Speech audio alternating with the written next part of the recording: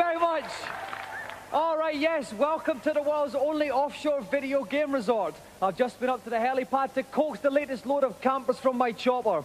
They're trickling down the gantry as I speak, so far be it for me to keep them waiting. I'll hand you over to the capable loins of the Gamesmaster. Greetings and welcome to the Games Rig. How splendid of you to have braved the rough seas to join me out here on the rig. I do so appreciate your company on these long winter nights.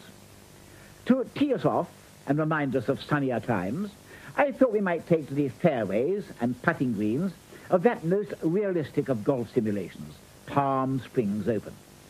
I'd like you to complete the first 3 holes of the back 9 in level par. Best of luck, and remember, never up, never in.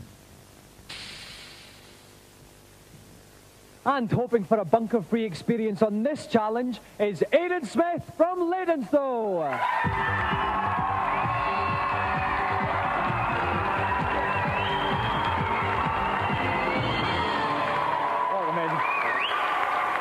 Now, Aidan, this may look like a very pretty golf game, but it's fiendishly tough, isn't it? Yeah, it's very, very difficult, but I'm hoping for a fine day and some good weather, and I think, we've got a chance. Any particular holes that are tougher than the others? The second hole's got a lot of water in it, and I don't really want to be in there. Okay, well, let's hope you avoid it tonight. If you'd like to sit yourself down in the chair, we'll get ready to tee off. And joining me in the bunker tonight is Gamesmaster's very own Stephen Carsey. Now, Stephen, you're a bit of a whiz games player yourself. Have you got any tips for Aidan? Well, Dominic, having watched the course earlier, I would say certainly the first hole is probably the easiest, so he really needs to par it or perhaps even birdie it if he's going to be successful tonight. Okay, then. Aidan, are you ready? Yes. Then tee off. Aidan is on the map now. It's a 415-yard par 4. And here we are, you can see him positioning the cursor. Okay, that flag is the hole, so he's just gone to the left of it to avoid the water. Now, what's he going to see? He's got to swing across here. He avoided the hook. And he's got that on full power. 100%, the bar's go across. It's a slight hook on this. Yeah, slight hook. Let's see where it lands. It's good. Shot slightly in the rough, I think. Or, no, it's not. No, it's on the fairway, Dominic. Aiming for the green now. That's right, he's passed the. I think he may be left a bit short here, Steve, to tell you the truth. The bar will swing across here. Oh, lovely little shuffle there. Very nice. It will swing across and we have to hit it dead central to avoid a hook or a slice. Oh, he's just slightly in the Here we go. 100% shot. Yep, nice full power shot. And here it goes. Off it goes into the horizon. Slight hook here. Oh, no. Well, he's very upset with that shot. He's disgusted with that shot. There he goes, he's just setting up. Oh, that's perfect. Good. That's good. A little bit short. It's going to just dimp up a little bit. Oh, this looks good, no, Steve. it's going to run on. It's going to run onto the hole. Let's just see. Oh, that's a very good shot. Very good shot from difficult conditions. So we must remember the challenge is 3 holes in par or less. Okay, here goes. They're very, very tough, these greens here. It's got nice power on that. Yeah, nice swing. It's nice. It's going there. Oh, my God, we see the hole. Where's the ball? Is it going to go? Is it going to go? Oh! So unlucky, Dominic. So unlucky. Here he goes. Knocks it. And it's in for 1 over par. Well done, Aidan. Okay, so at the end of the first hole, Aidan is at 1 over par. He's got 2 holes left with which to make it up. But the problem is now he has to get one of these holes under par. And this hole coming up is probably the trickiest. And here he goes. Yep, slice, but he's got to get it full power. That's it, full power. He can make this one. As long as the wind doesn't carry it into the water, Dominic, this should be a good shot. And, oh, he missed the water, but he's in the bunker. That's safe, though. He hasn't dropped a shot, at least. I mean, he really has to birdie the 3rd shot if he can get this in. That looks very nice indeed. Yeah. That's a tasty shot. It could run on. These greens are very fast, Dominic. Oh, he could run a bit over then. It was certainly well struck.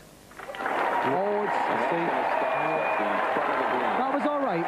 He's got to get the power right, though. He really has to sink it, though. He can't afford to miss this. Oh, he's got a fair bit of power there. Oh, I don't think it's enough. And it's rolling down. Come on, ball. Come on, go, go, go. And no, it didn't have the legs. Just to reiterate, if he sinks this, he goes 2 over par, so he's got to make up 2 strokes on the final hole, which is near impossible. But let's concentrate on this putt just now. Again, feel it 1 feet away. Just wants to dink this a little bit. I think that's good. Here it comes. Is it going to... Yes. And it's in there. Okay, so here we go to the final hole. This is going to take some staggering golf play to take this on the park. To get an eagle on this third hole, I think we're talking impossible, to be honest, Dominic. I think we are. I hope he's on his driver here. Oh no, he sliced it. Oh dear, oh dear. He's got it full power, but I think this is going to go way to the right. Oh no, this could be over the trees. And it is, over the trees in the rough. You can just see in the centre of the screen, the flag there for the hole. He's going a little bit wide of it, trying to obviously just get a little better angle on it to scoop it over the trees. I hope he knows what he's doing. He's sliced it a bit, and this is his final shot. He's got to hold it in this. Oh no, it hits the tree, and unfortunately Aidan has used all his strokes, and his challenge tonight is over.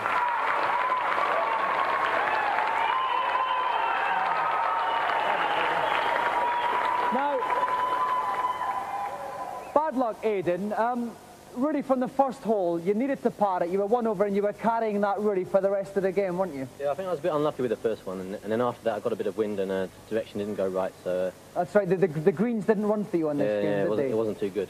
Oh, well, you had to get a good round anyway, OK? Unfortunately, no prize to offer you, but we hope you've enjoyed your time on Gamesmaster. I have indeed. OK, let's have a round of applause again for our gallant loser, Aidan Smith. Our 3 reviewers have flown out desperate for some offshore ecstasy. Will they find it? Let's check out this week's offerings.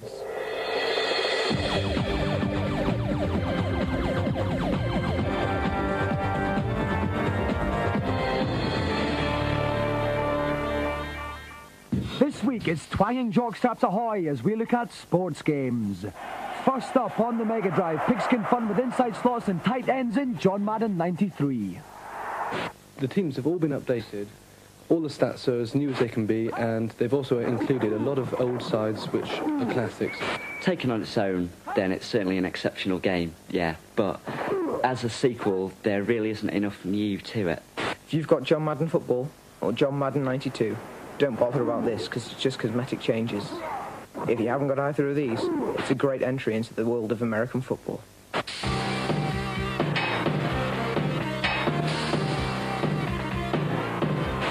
Next up on the Super NES, enjoy a firm backhand stroke with David Crane's amazing tennis. There's the huge sprites that are really well animated and it all moves very smoothly indeed. But it does take a while to get into. Very fast, very slick, not that playable. If you're at the far end of the court, you've got no chance. Don't get this if you've already got Super Tennis. If you haven't, it's a sound buy. 15 love.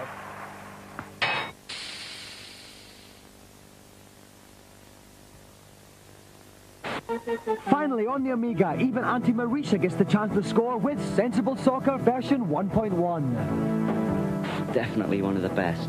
It's very fluid to control, it's easy to get the hang of. Sensible Soccer 1.1 is a great improvement. It's better than Kickoff, it's better than Sensible Soccer, of course, it's better than Striker, it's the best football game you can get. There are new teams, improved goalies, more cups to win, and the controversial back pass rule. My verdict, the best game on the Amiga. Owners of the original Sensible Soccer can upgrade to version 1.1 for the measly sum of £4.95. Send your disc 1 plus a cheque or postal order to Sensible Soccer offer at this address. Gaming gurus have been soiling themselves with anticipation for the last 2 months. Well, it finally happened. We got show leave to set up Gamesmaster Live. A heaving, sweating mass of 75,000 fanatics flocked to the NEC in Birmingham last weekend for this 3-day video gaming orgy. Revelers went haywire on a riot of free arcade game spectaculars. They glutted themselves on virtual reality escapades, positively violated themselves on state-of-the-art laser beam shootouts, prostrated themselves at the latest movie tie-ins, and totally fried their brains on the very latest games soon to hit the market. Amongst all of this, of course, there were some old crowd pleasers. All in all, enough hardware and software to satisfy the most sordid of video game fantasies. Literally everyone was queuing up to stock up. This poor chap was even searching for a skincare counter.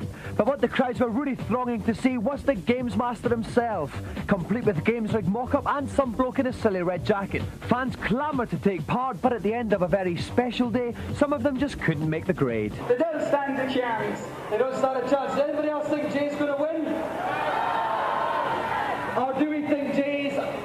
shoot.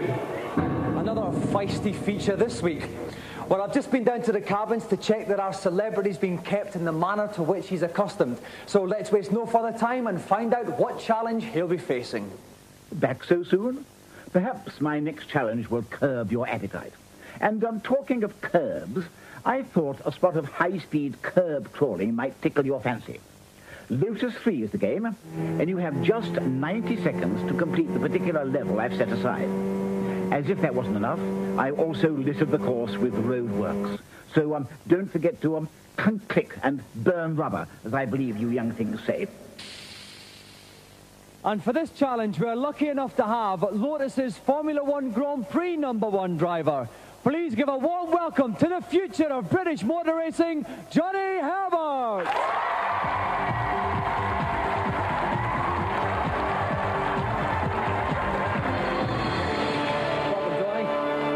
Johnny, when you're in the pit stops, do you ever get the chance to play a game or two?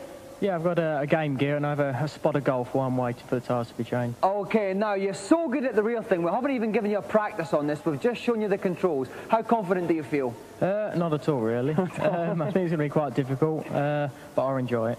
Okay, then. If you at home want to find out if Johnny gets a checkered flag or a twisted suspension, join us after the break.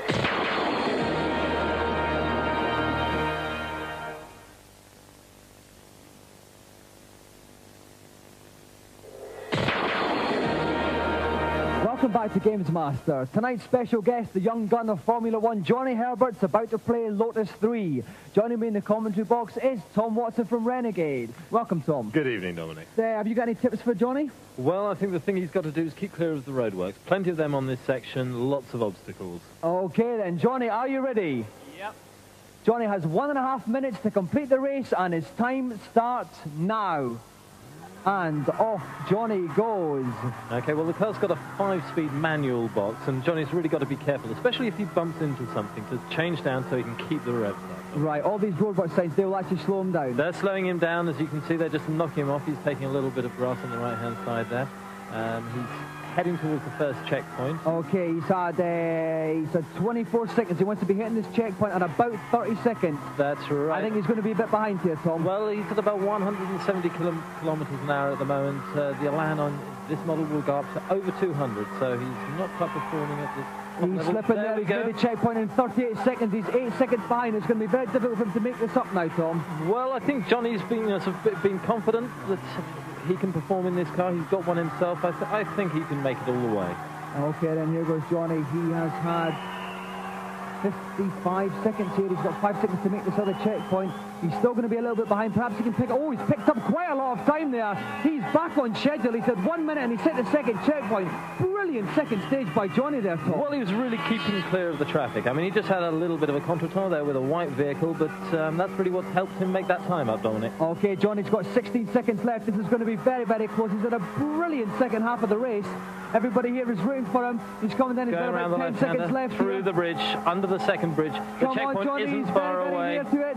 He's getting very, very close. We've got 4, 3, 2, 1, and oh, Johnny is just out of time there. And there it was. There it was, over the finishing line. 3 seconds over time, but still a brilliant performance by Johnny Herbert.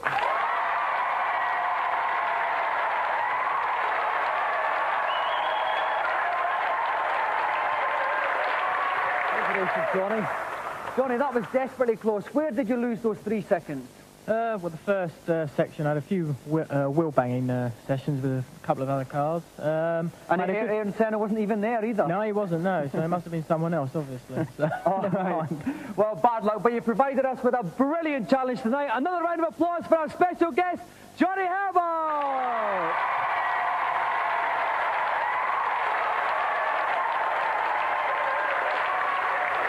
And while we recover from that sterling but ultimately unsuccessful effort, it's time to go over to everybody's favourite agony uncle in the consultation zone.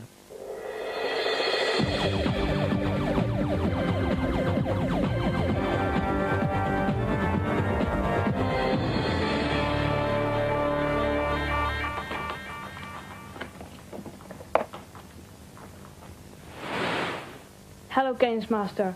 Welcome to the fount of game-playing wisdom. What can I do for you? I'm having trouble with Bart Simpson's Escape from Camp Devley on the Game Boy. I can't get past the end of level Guardian on level 1. Can you help me, please?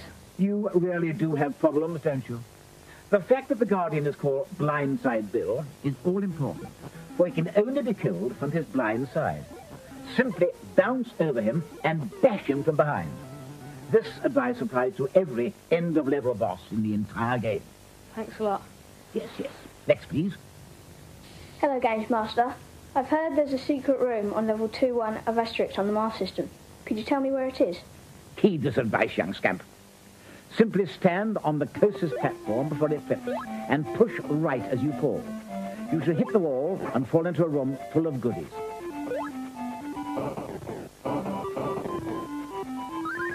Thanks.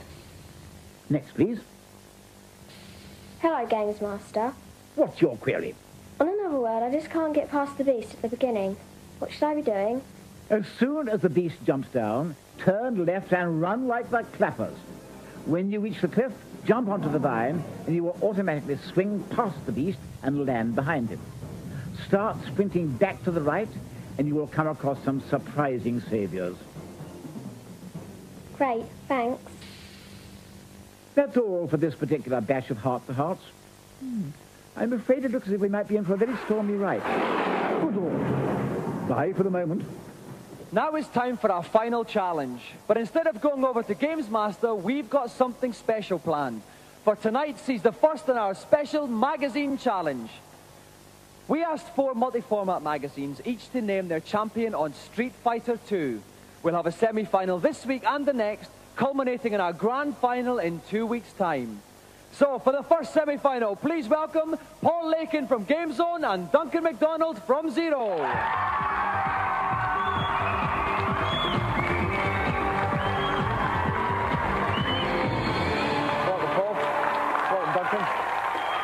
Now, Paul, thank you.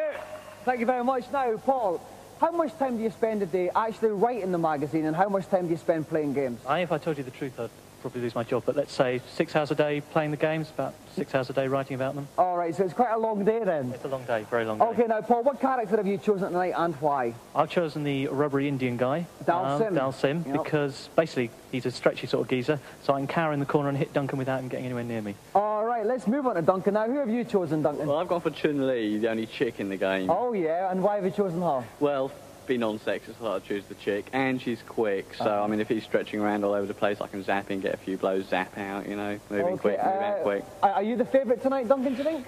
I think so, yeah. All right, then. If you'd like to take your game's playing positions, we'll get ready to start.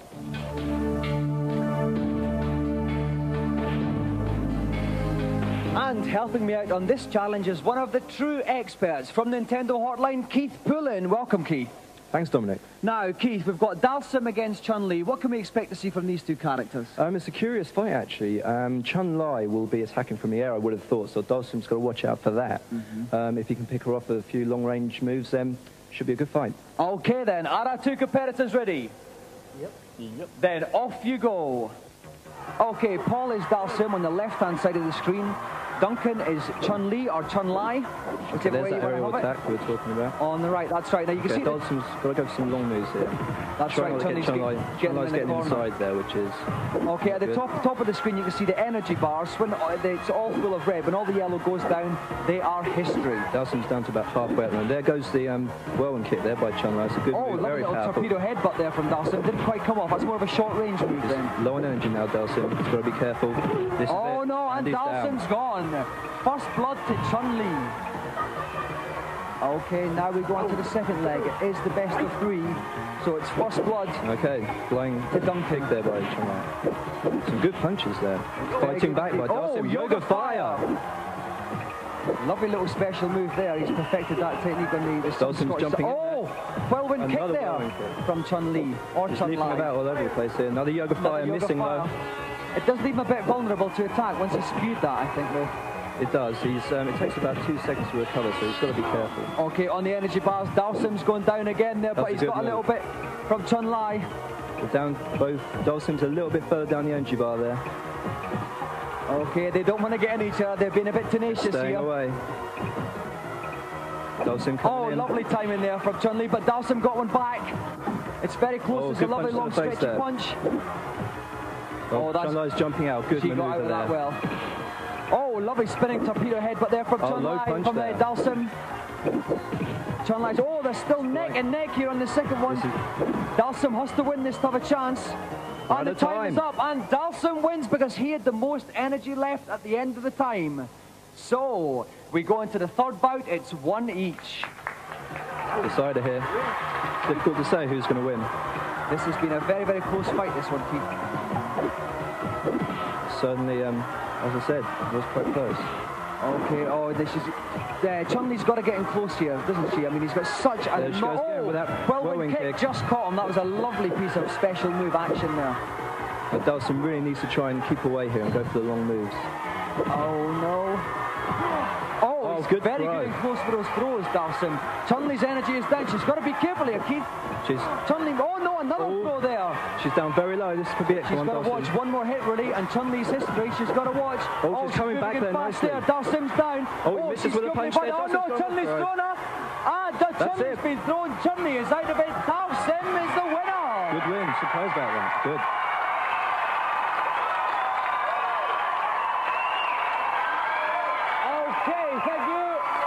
Now, let's go to you first, Duncan. Brilliant start. You took the first bout, no problem at all. Then things started to go wrong. What happened? Well, there's lots of excuses, I suppose. I could say my thumb hurts. I could say I let him win. I normally do say that. But all I can say is I feel quite good about it because yesterday I took 20 quid off him at Sensible Soccer. So that'll have to do. Well, that's some comfort there. Yeah. All right, now, Paul, brilliant comeback there. What were some of the special tactics you used? Running away as much as possible. It always helps. And you got that grab was working quite well. I began to get that sussed. I mean, I wasn't in the first match. I wasn't really making the right moves and everything, and then I began to get it sussed in the second two games. Okay, well, we see you in 2 weeks for our final, but it's goodbye to you for now, Duncan, but thank you very much anyway. Let's have another round of applause for tonight's semi-finalists, Paul Lakin and Duncan MacDonald.